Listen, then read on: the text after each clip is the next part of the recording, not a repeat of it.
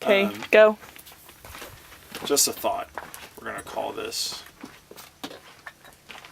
After Dark with TFR. Is there a here?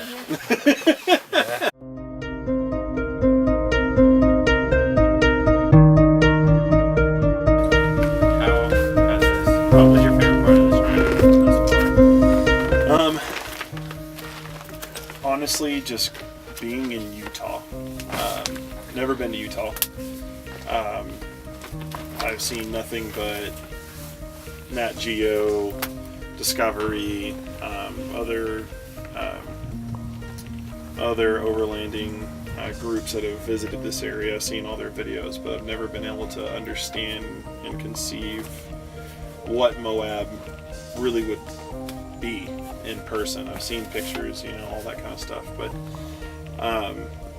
seeing it in person was beyond jaw-dropping. I think I probably ate more bugs just with my mouth agape, staring at different areas than anything else, including dirt.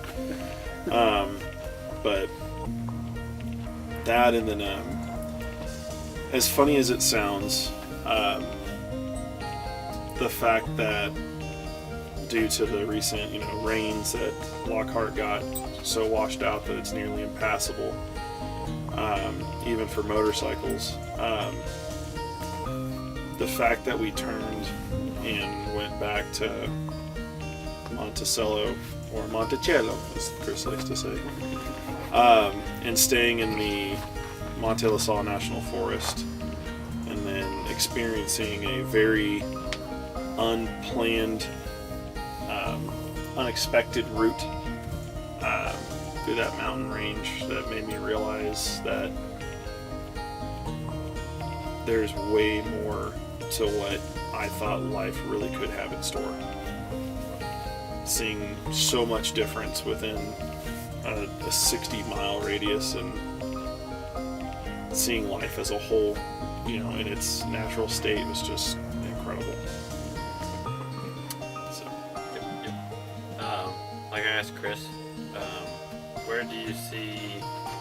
where would you like to see TFR in a year, 2 years?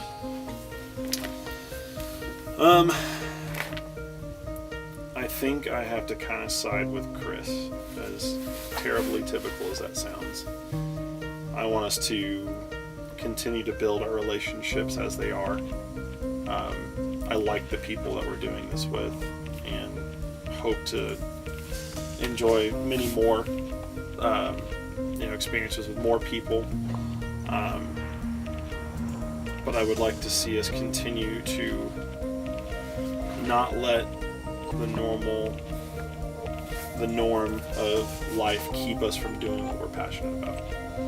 That's where I want to see this group going. I don't want us to slowly see people leave the group due to this or that. I want us to stay together as a group, build our friendships and our passions, and grow as a group. Alright, so coming up to your question that you asked Chris, when Tom stopped us on Hurrah Pass and pretty much told us that getting up Lockhart Basin Trail was not going to happen, what went through your mind? That's what we came here to do. That's what went straight through my head. Well, what are we going to do now? But just due to what Chris and I have been through in the past, between him and Will, which regretfully he didn't get to come on this trip, we've been through enough stress before to where I think Chris and I were at the bone of wanting to just shoot each other to make it just end, just to get over it, that's the easy way just to get out of the situation. To that, and the thought of a local helping us and letting us know that it was closed, or not closed, but just impassable, was really more of a, well, maybe this was supposed to happen. Maybe there's something better on the other side. There's always something better. y'all have heard me say it a couple times on this trip. No matter how crappy things get, there's always that one beam of light that hits us, and it just makes everything better. And it did in its own way. Yeah, it's regretful. I really wanted to see the beauty of Lockhart and experience that trail, but I can't say that I'm upset about it. Regretful that we didn't attempt it. I think it's just we were very lucky that we were able to not get stuck in a pit for 2 days with the insane rainstorm that blew through there. But the next day we were leaving to go back into town to get some more supplies. Again, it's not that I'm disappointed. It's just more that it's kind of sad that we didn't get to do it. But we got the most amazing drive that we will not share with anybody else. Except for you, Lod. Except for the Lod Father. And Jason. And Jason. So just real quick shout out for those of you in Texas Overland that will probably end up seeing this. Jason has been beyond giving and trusting. Trusting more than anything.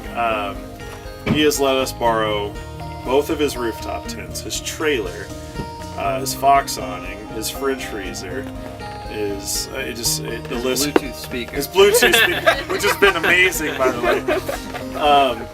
He's helped me put everything together on my Jeep, getting it ready for the trip, switching out to better things, and upgrading a few parts.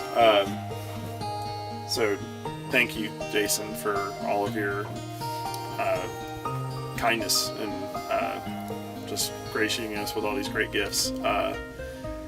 This trip would be really different without it, and we really appreciate that. So,